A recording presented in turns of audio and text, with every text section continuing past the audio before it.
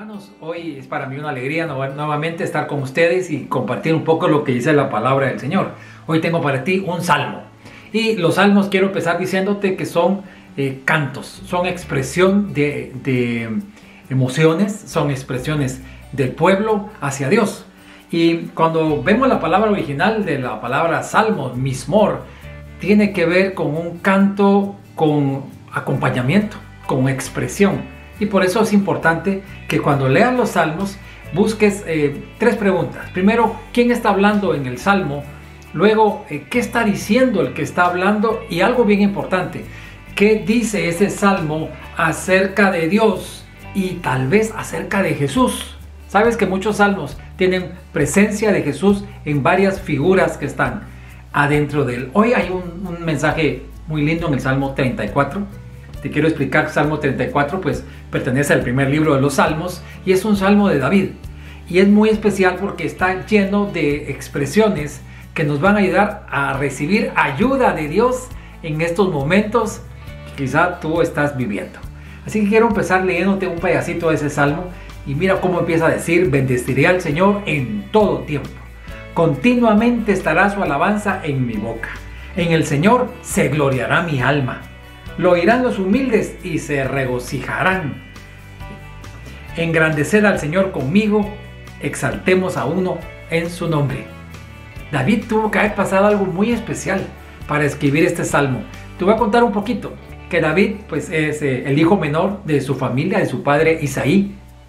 Y aún siendo niño y aún estando Saúl de rey, David recibe una visita del profeta Samuel a su casa. Y mira qué especial, porque viene Samuel y bendice a David como rey y todavía Saúl estaba en el reino. Y esa contradicción de la obra humana con el plan de Dios acompañó a David en muchos momentos de su vida.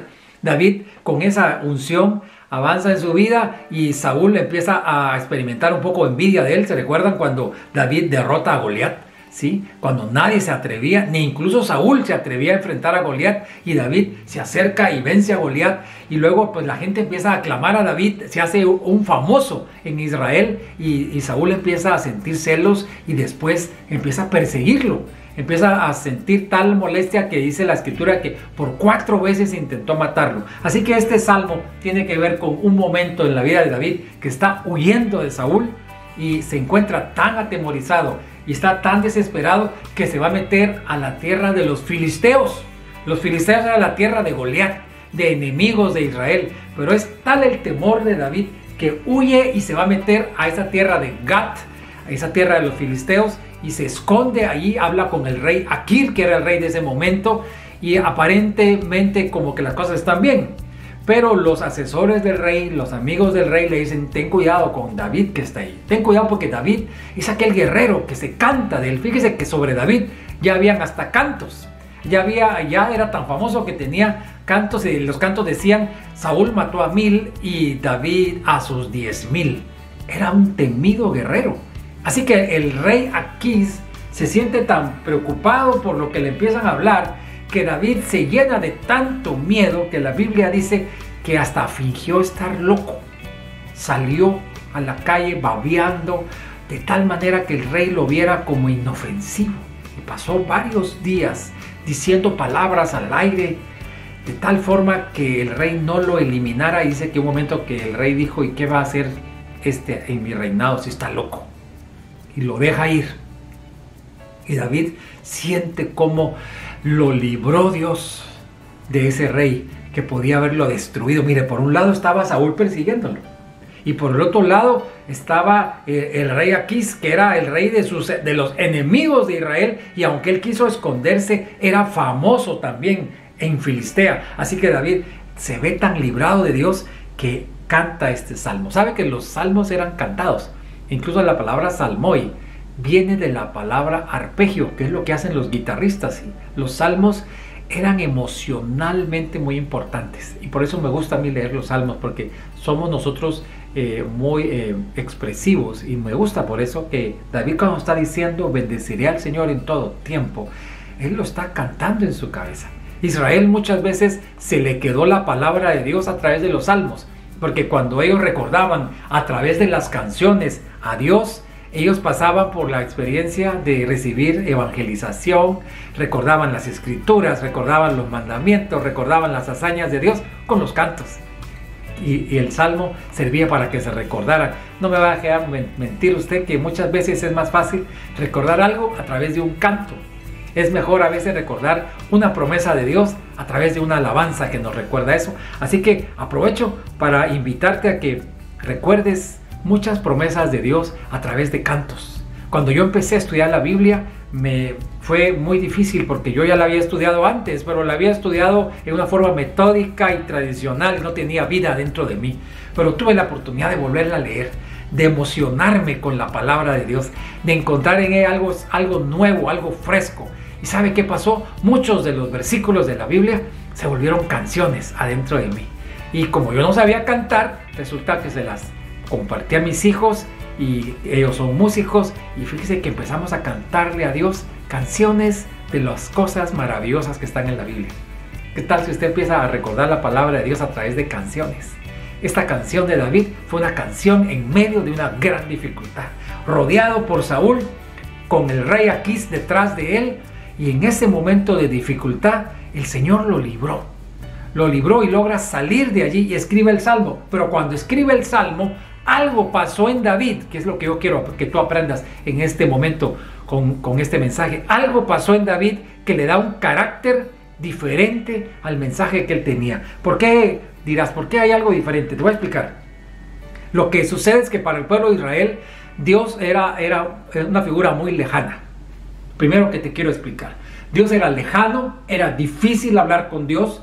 Para hablar con Dios tenías que tener una experiencia de ir al templo, y el templo estaba en una única ciudad llamada Jerusalén, y en aquel tiempo de David era un tabernáculo ahí guardado en Jerusalén. Allí estaba Dios, y para que Él te escuchara tenías que llegar y llevar un sacrificio para que la diferencia que había entre Dios y nosotros se pudiera romper a través de un sacrificio.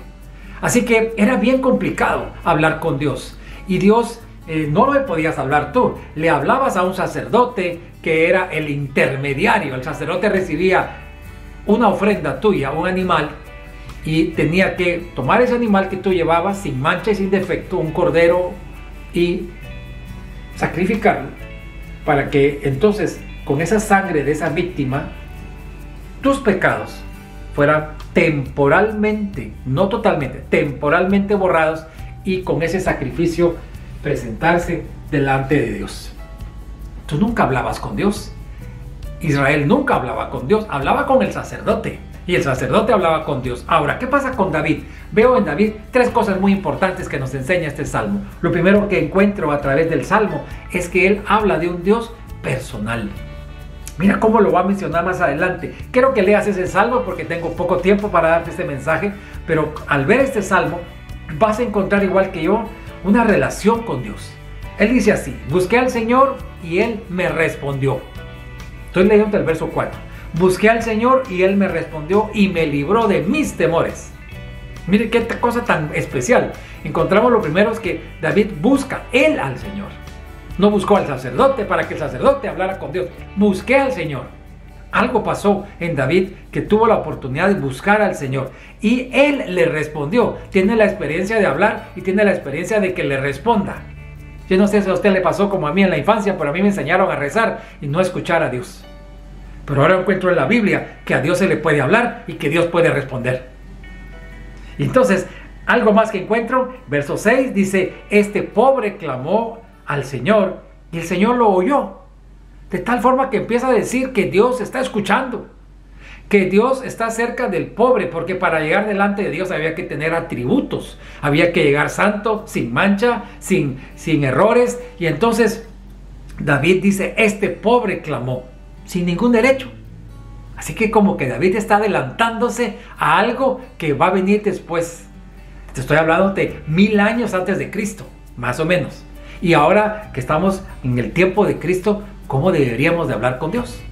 Pero vamos a ir primero a ver por qué David es diferente. David es diferente porque ha tenido una experiencia a través de este salmo personal con Dios. Dice que Él le respondió, dice que Él lo libró, Fíjate, participó para librarlo. David reconoce que no fueron sus fuerzas ni sus habilidades, que algo pasó con el rey Aquís para que, a pesar de toda la fama que había de él alrededor, pudiera tomarlo y no matarlo aquel día en Gat de los filisteos. David reconoció que algo estaba pasando y que Dios estaba en el medio y que ese Dios era personal.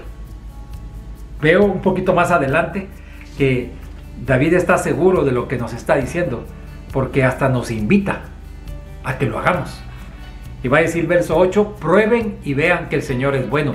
No se lo queda solo él como un derecho propio. Miren, yo lo estoy haciendo, y porque yo soy David el ungido, porque yo soy una persona maravillosa, o porque a mí me ungió Samuel. No, dice prueben, dice, y abre las ventanas. Así que para mí el Salmo 34 es una ventana abierta. ¿Una ventana abierta a qué? Primero, a que la experiencia de Dios puede ser personal. A Dios, a diferencia de otras religiones, las cuales respeto, pero no comparto, es que Dios no está metido detrás de una imagen, ni está metido detrás de un libro de leyes, no está metido detrás de unos reglamentos, ni un montón de normas. Dios es personal, Dios está cerca, Dios escucha, Dios tiene su mirada, Dios está con nosotros. No necesariamente tiene ojos y oídos, quiero aclararte eso. No necesariamente es que, ¿cómo son los ojos de Dios, hermano Frank? No estoy hablando de eso, pero sí te puede escuchar. ¿Cómo serán los oídos del Señor? ¿Será que tiene dos oídos? ¿Si tiene un oído? No estoy hablando de eso. Lo que te estoy hablando es que Él sí te puede escuchar, sí te puede ver. Él está interesado en nosotros. Ese es el mensaje del Salmo 34. Él está interesado en que nosotros podamos buscarlo en la relación que buscaríamos a otra persona. No en la relación de religión. Religión son normas, son condiciones, son requisitos, son estatutos, y a veces son figuras, pero son figuras estáticas, que no van a hablar de un Dios tan real como yo veo aquí a David, que dice prueben. ¿Sabe qué dice una de las versiones? Gusten. ¿Alguna vez ha habido una fiesta y le dice quiere gustar y le dan a probar una boquita o una muestra de comida? Usted lo prueba personalmente. Es una prueba. Y él dice prueben. David está adelantándose a la obra que va a venir después. Antes de Jesús, ellos no tenían esa experiencia. Israel no tenía esa experiencia, pero David tiene una experiencia anticipada. Pero esa experiencia de David, de hablarle a Dios y que Dios lo escuche, de sentirse que Dios lo está viendo, hasta incluso va a decir el ángel del Señor acampa alrededor de los que le temen. Y cuando en el Antiguo Testamento aparece el ángel del Señor, no está hablando específicamente de un ángel. Específicamente el ángel del Señor es una palabra que aparece varias veces en el Antiguo Testamento. En específico aparecen 58 veces y está escrito como Malach Jehová. En Malach Jehová es Dios visitando a su pueblo con una figura humana. ¿Sabe que los judíos solo conocían a Dios a través de la palabra? Ellos solo habían leído la palabra, pero no habían tenido una experiencia con el Dios de la palabra. A veces vieron portentos, vieron que Dios movió montañas o vieron que Dios mandó plagas, pero la experiencia directa con Dios no la habían tenido. Así que cuando en el Antiguo Testamento aparece Malach Jehová, o sea, el ángel de Jehová, es Dios diciendo, aquí estoy cercano a ustedes. Mire qué lindo, el Nuevo Testamento ya nos está preparando a la ventana para que en Mateo capítulo 1 Dios le hable a un hombre llamado José y le diga, ¿sabes? Tu esposa tendrá un hijo, es obra del Espíritu Santo y le pondrás por nombre Jesús, Emmanuel, que significa Dios con nosotros. Dios se va a manifestar con nosotros. La buena noticia del Evangelio es que Dios está cerca de nosotros. David lo experimentó en el Salmo 34, experimentó un cuidado tan cercano de Dios que él salió de ese palacio del rey Aquís temblando quizás, temblando de haber sido rescatado de las dificultades. Pero en medio de esa situación también se estaba adelantando a lo que Jesús nos iba a traer cuando Jesús aparece y él va a decirle a las personas, yo soy el que tenía que venir. Yo soy Dios con ustedes. Cuando mires a Jesús en la Biblia, ya no lo veas como un gran hombre. Ya no lo veas como qué maravillosas las enseñanzas de Jesús. Qué buen hombre, qué buen maestro. No, es Dios con nosotros. Si en algún momento has pensado cuál sería el carácter de Dios, toma el Evangelio Y a través del Evangelio encuentra a Dios actuando. Cuando lo mires tratando a un enfermo, mira cómo Dios te trata a ti que estás enfermo hoy. Cuando lo mires haciendo un milagro, quiero que veas a Dios preocupado por las necesidades de la gente. En una ocasión un leproso le dijo al Señor: Señor, si tú quieres, puedes limpiarme. ¿Sabes que este leproso había dudado de la voluntad de Dios? ¿Será que Dios es tan insensible? Habrá pensado muchas veces ese leproso, que no le preocupa mi lepra. Cuando mires a Jesús sanando, estás viendo al Dios que quiere. Cuando miras en este salmo, ese Dios cercano, ese Dios que está muy muy cerca de nosotros, ese ángel de Jehová es Jesús, que está con nosotros. Es ese Dios cercano, la figura de Jesús con nosotros. Va a decir Juan en el capítulo 14 y verso 9, que el que me ha visto a mí, ha visto al Padre. Qué lindo es el Señor explicándole a Felipe que Él es lo que en el Antiguo Testamento era pura palabra. Él es en la vida. Y Él quiere que entonces nosotros podamos hacer varias cosas cuando tengamos un problema. David pasó por quizá el mayor problema de su vida, no fue pelear con Goliat. Ahí vino la gracia de Dios, vino una fuerza y pudo derrotar al gigante. Quizá el mayor problema que tuvo David no fue ser rey, sino en ese momento de abandono. Por un lado Saúl lo quería matar, por otro lado los filisteos lo querían eliminar, y en ese momento él experimenta a un Dios cercano, un Dios casi humano, pero sin defecto. Tú sabes que David, yo creo que se anticipó a experimentar a Jesús. Ahora yo te quiero decir que Jesús está vivo y que Jesús está cerca de ti, como David lo describe en el Salmo, y mucho más. Porque David dice que ¿quién podrá estar justo delante de él? Él va a hablar con toda sinceridad de que ¿quién va a lograr estar libre del mal? Y va a mencionar en varios versículos: vengan y miren del temor de Dios. Y va a decir: ¿quién logrará guardar su lengua del mal, sus labios del engaño? ¿Quién podrá apartarse del mal? ¿Quién podrá buscar la paz y seguirla? Ese es el justo, dice. Pero ni tú ni yo podemos ser justos. Pues ¿sabes cuál es la buena noticia? Que el Dios que está en el Salmo 34 le anticipó a David una experiencia, pero el Dios que está en el Nuevo Testamento y que es el que tenemos hoy acceso, y es Cristo Jesús, nos pagó la deuda, hizo el sacrificio, se puso entre Dios y nosotros, no como un sacerdote en el templo que temporalmente borraba la culpa a través de la muerte de un animalito, de un cordero, sino que Él fue el cordero. Él se entregó en la cruz. Él rompió el velo que nos separaba y nos puso en amistad con Dios, para que en el momento que tú estás en dificultades, en el momento que estás en crisis, no creas que es un espíritu, no creas que es un pensamiento el que está en tu cuarto, sino que es realmente Dios el que te acompaña y el que te sostiene en medio de los problemas. En los últimos años en mi vida he tenido que pasar lejos de mi país y he tenido que alejarme de los seres que amo y estar en dificultades. He pasado por muchas cosas en mi camino y te puedo asegurar que en muchos momentos que me he sentido con pocas fuerzas, he experimentado la presencia de Dios ahí con nosotros, con mi esposa, donde nunca nos ha faltado, nunca nos ha abandonado. Si yo estoy predicándote ahorita, no es porque todo me ha sido fácil, sino porque en cada momento de mi vida y en este que estoy pasando, he experimentado la compañía de Dios, casi físicamente, y no solo en mis emociones, sino que Él abre puertas, Él bendice, Él te libra de enfermedades, te libra de complicaciones. Y si ya lo ha hecho conmigo, ¿por qué no lo va a hacer contigo? Te puedo decir de la misma manera que David le dice a los demás en el Salmo: prueba y mira que el Señor es bueno. Si hasta ahora no has tenido una experiencia personal con Dios, yo te invito a que la tengas. Jesús vino a abrirnos la puerta de la experiencia con Dios. En el Salmo 34 hay una experiencia con Dios, y pudiera hablarnos de más experiencia, pero la que Él tuvo fue suficiente para estar seguro que Dios está próximo a nosotros, cercano a nosotros. Pero la experiencia que tú y yo tenemos derecho a través de Cristo Jesús no solamente es para que intentemos hacer las cosas bien, sino para que a través de la fe Él pueda borrar tus pecados, quitar la condenación que no te deja recibir el regalo de Dios y abrirte a la salvación que Él te ofrece. David termina el Salmo con una como promesa, como algo que él pudiera adelantarse. El verso 16 va a decir: el rostro del Señor está en contra de los que hacen el mal. El verso 22 dirá: el Señor redime el alma de sus siervos, y no será condenado ninguno de los que en Él se refugian. ¿Sabe lo que está diciendo David? Es que algo va a venir en el futuro.